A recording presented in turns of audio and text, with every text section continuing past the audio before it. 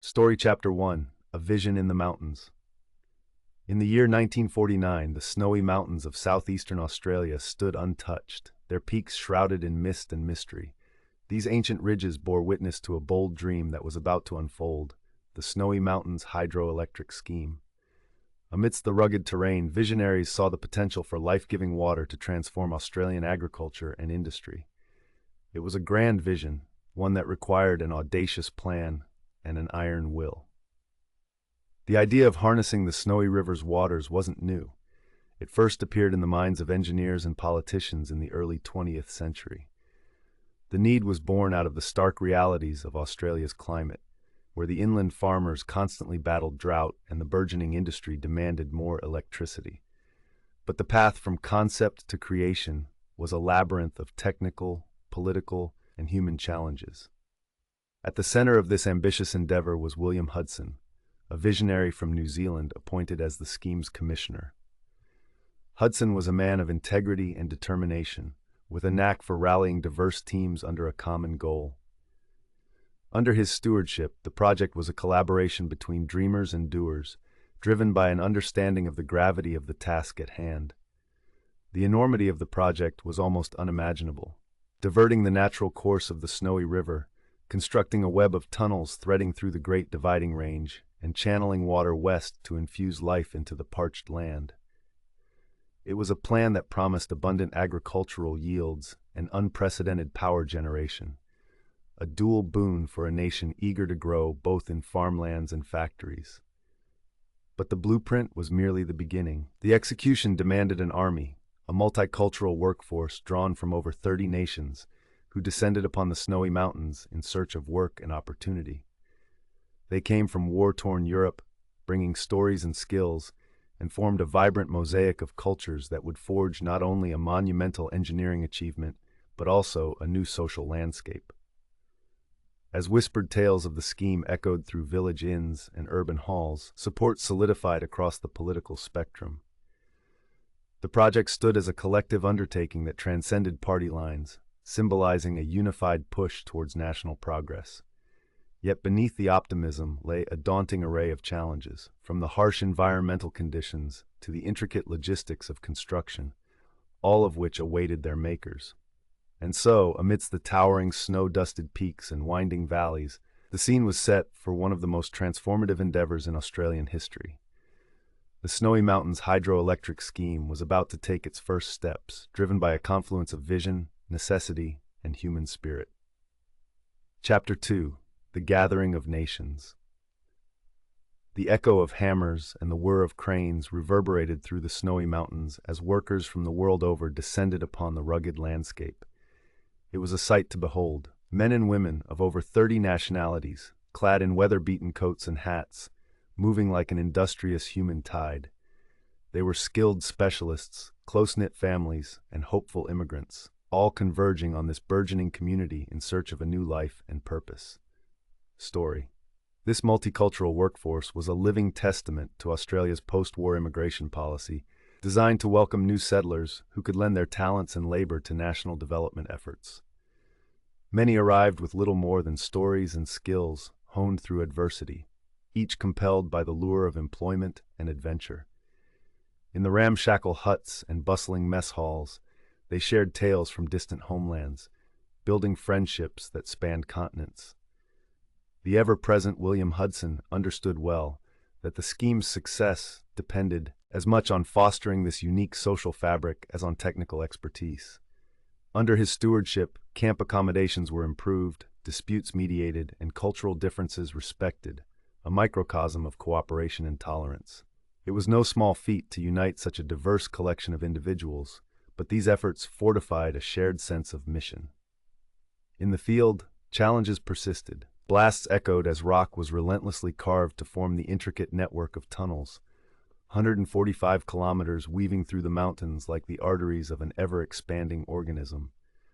The sound was an ever-present symphony, a testament to human tenacity in the face of nature's vastness. The task of building this complex artery did not come without peril. Explosives, machinery, and unpredictable weather presented constant hazards, and the rugged reality of the environment meant long hours and exhaustion. Yet a spirit of camaraderie and shared resolve powered the effort, as workers found solace in their hard-won progress. Each small victory in construction was mirrored by whispers in the surrounding towns. Communities expanded as families settled and local economies flourished, spun anew by the monumental enterprise unfolding in their own backyards. Schools and shops multiplied, responding to the burgeoning population and their diverse needs. The challenges of language barriers and cultural nuances were met with ingenuity and openness, an embodiment of the scheme's spirit. A bustling social fabric emerged, with impromptu language lessons, shared meals featuring a medley of international cuisines, and vibrant cultural celebrations. Weekly dances became a highlight, offering a respite from the day's grueling labor and an avenue for the melding of traditions. As the workforce carved their way through ancient stone and harnessed the river's flow, they forged not only infrastructure, but the very landscape of Australian society. The Snowy Mountains bore witness to this transformation, with each worker's story becoming an indelible thread in the tapestry of the scheme. Chapter 3. Engineering the Impossible. Amidst the echoing clangor of pickaxes and the thunderous crack of dynamite, the engineers faced the meticulous task of rerouting the Snowy River. It was a Herculean endeavor, described as ambitious by some and impossible by others. The goal was to capture the untamed energy of water rushing through the highlands and turn it into sweet salvation for the dry inland and burgeoning cities alike. Story. The creation of 16 major dams and 7 power stations demanded radical innovation and precise coordination. Among these engineering marvels, the Tumut Pond Dam stood as a symbol of human resolve. Its towering concrete walls rose amidst the distant echoes of jackhammers and drills, standing as a monument to the coalition of minds as they outmaneuvered the formidable terrain. Technological innovations fueled this audacity. Engineers wielded cutting-edge techniques, from tunneling with boring machines that chewed through kilometers of bedrock to the precise concrete pours of dam walls. The integration of hydraulics, geology, and architecture was not an afterthought, but a necessity. Many unexpected challenges tested this ingenuity. Torrential rains threatened to collapse precarious sites, hidden faults in the stone halted progress, and early attempts at water diversion were met with unexpected collapses and setbacks. Yet each challenge was met with renewed vigor and determination, and innovative solutions emerged through collaboration. The ingenuity of designers and builders was matched only by the logistical operations backing the construction. Supplies, materials, and machinery moved like clockwork as railways and roads became the arteries feeding the mountain towns. Schedules stretched days into nights and weeks into marathons, reflecting the ceaseless drive of an enterprise that refused to falter. Hudson, always a presence, walked the lines, talking with workers and engineers alike. His leadership style was one of quiet, steadfast assurance.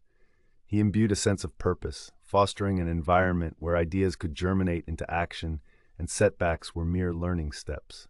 As each power station sprang to life and each dam stood firm against the force of nature, the Snowy Mountains began to resonate with the hum of progress. This was more than a project. It was the realization of an audacious dream that promised prosperity for generations yet unborn. Chapter 4. Ripples of Change.